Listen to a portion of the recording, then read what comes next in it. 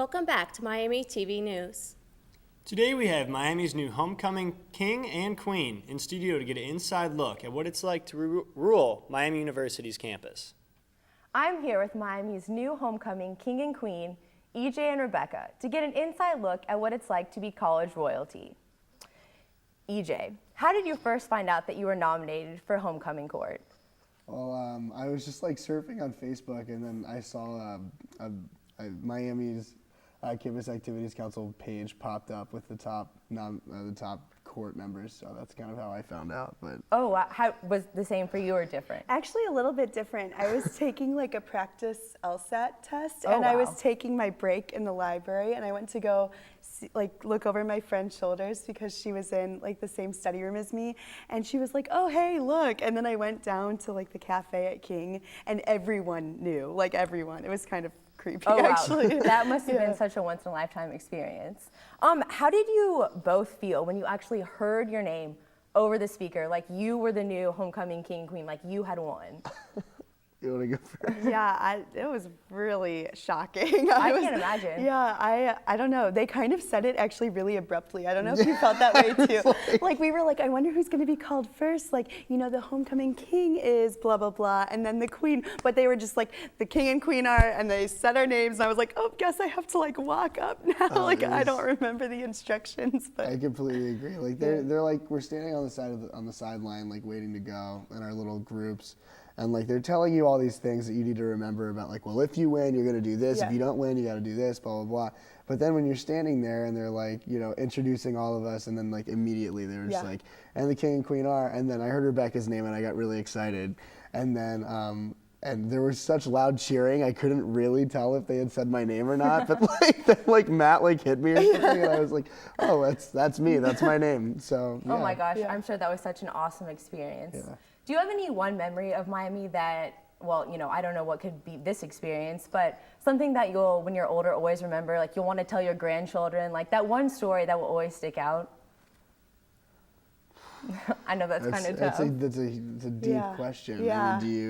I mean, partly this, I guess, would be like really cool. I would assume so. I don't know. I just think that the overall experience and atmosphere of Miami is just like the entire 4 years has been phenomenal. Like just meeting everyone in the class, how everyone treats each other, like how we respect ourselves, you know. And I just think I don't know if that there's one, but too many to count. Yeah, absolutely. Yeah, I think I can go. I can agree with Rebecca. It's I remember one of my senior friends when I was a freshman telling me, like, you're gonna meet so many people freshman year and you're gonna meet so many people sophomore year. And I always thought that like eventually like it's gonna slow down, and she looked at me, she's like, it'll never slow down. You're gonna meet the same amount of new people your senior year as you did your freshman year.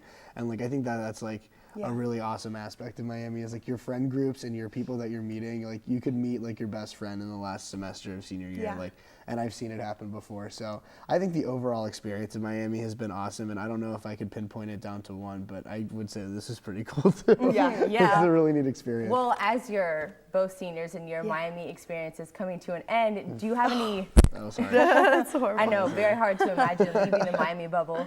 But what are your plans for after graduation, EJ? Well, this summer I interned with a theatrical management company in New York, and I really enjoyed it. So I'm going to kind of see where that goes. They don't really offer any full-time positions. They just kind of want to keep in touch and see what happens.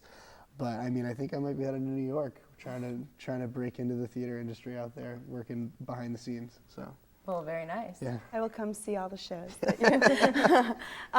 Well, like I said, I'm studying for the LSAT right now, so the plan is most likely law school. I want to do a lot of human and civil rights stuff, working with more juveniles and families and stuff like that. But I also interned this summer out in DC for a congressman's office, so that would be so much fun to like take a couple years before I go to school and do that too. Oh wow, that's very nice. One thing I just have to ask are, since you've gotten this wonderful honor, have your friends made any jokes with you about now they refer to you as king or queen, or I don't know, like to embarrass you anyway?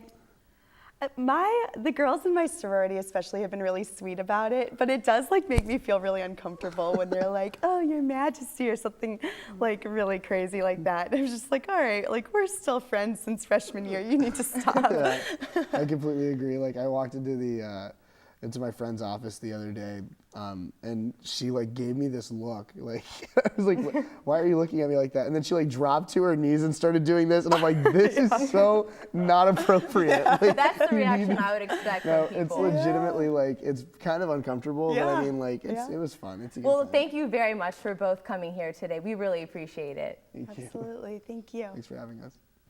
You've probably noticed all of the construction happening around campus, but how many of you actually know what's being built? MTN's Mary Langenfeld went straight to the head executives of Miami for the answer.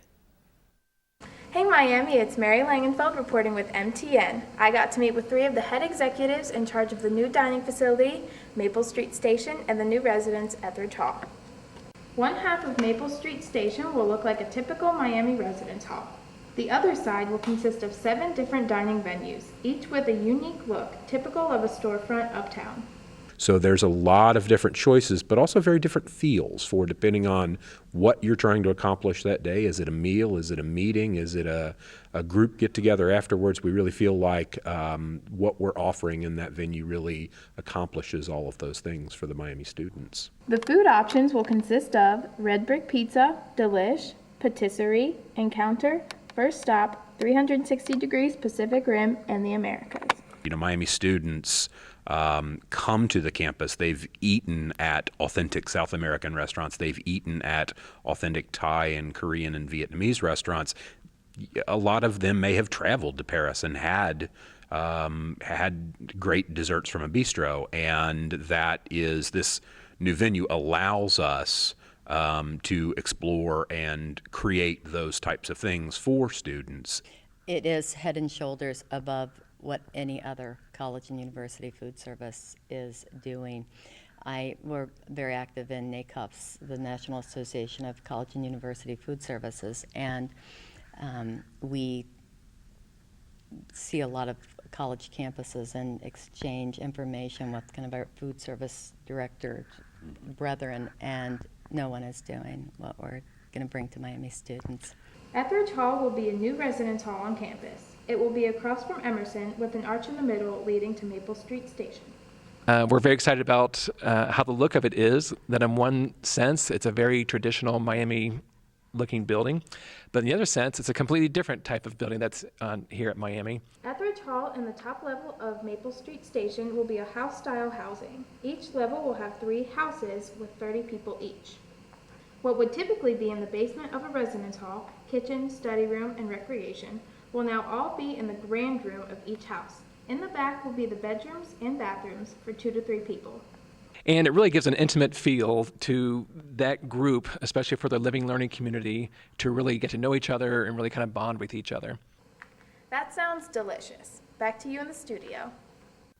Islamist militants killed U.S. Ambassador J. Christopher Stevens, along with 3 members of his staff in Benzaghi, Libya. Mr. Stevens' body was not found until Wednesday morning at a Benzaghi hospital. After an interview, it was found that the attack was due to an American-made video that portrayed the Prophet Muhammad as a homosexual and a child molester. Rocket-propelled grenades bombed the U.S. mission on late Tuesday afternoon. 2 hours from the bombing, an unarmed mob protested the same video and surrounded the U.S. embassies in Cairo and Tunis. President Obama promised to order tighter security for all American diplomatic missions and events. The administration sent 50 Marines to the capital in Libya to keep everything under control. The Pentagon also sent 2 warships over near the Libyan coast for extra protection. This week on Hawkspot, Chloe takes us to Rounderbush Lawn, where chemistry experiments sparked the interest of many students.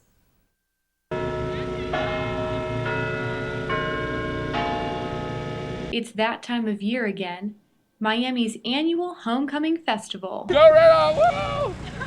The celebration on Rounderbush Lawn, combined with the experiments at the chemistry table, caught the eye of many students walking home from class.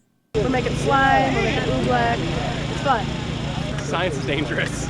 Miami student Thomas Horton was on his way to grab free food, when he made an unexpected pit stop at the chemistry table. You got to see how gas expands and contracts depending on the temperature, and something called a non-Newtonian liquid.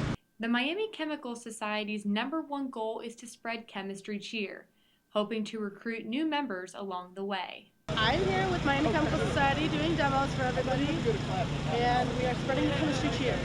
Jamie Bennett is an active member of the club who teaches students about the laws of science. Liquid nitrogen, where it's a very cold liquid.